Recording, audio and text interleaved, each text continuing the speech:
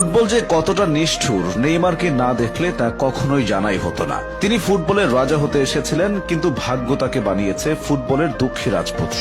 নেইমারকে ছাড়া ব্রাজিল রংহীন, আসলে তাকে ছাড়া ফুটবলটাই রংহীন।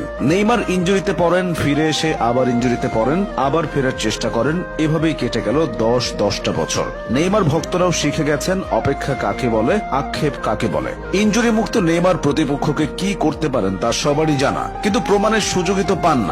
2014 সাল ব্রাজিলের ঘরের মাঠে বিশ্বকাপ, হেক্সা জয়ের স্বপ্নে বিভোর ব্রাজিলের ভক্ত সমর্থকেরা। তাদের স্বপ্নের সারথি নেইমার, সব ঠিকঠাকই যাচ্ছিল। কোয়ার্টার ফাইনালে কলম্বিয়ার মুখোমুখি হয় ব্রাজিল। ম্যাচ জিতে সেমিফাইনাল নিশ্চিত করে সেলেসাওরা। তবে অন্ধকার অনিশ্চয়তায় চলে যায় তাদের যুবরাজ নেইমারের ভবিষ্যৎ। ম্যাচ জয়ে সেদিন আনন্দ উল্লাস হয়নি, বরং বিষাদের বর্ষণে ভিজেছিল সমর্থকেরা।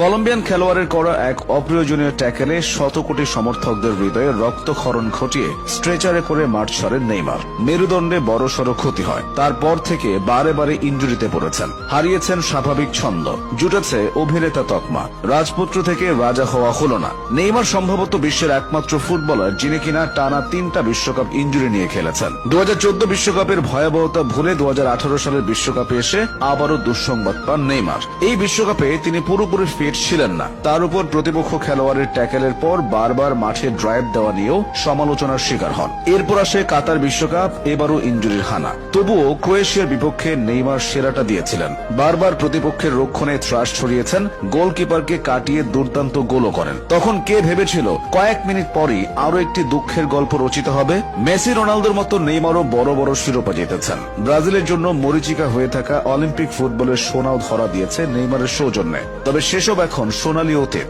ব্রাজিলের হয়ে নেইমার বেশ সাড়া ফেলেই অভিষিক্ত হয়েছিলেন।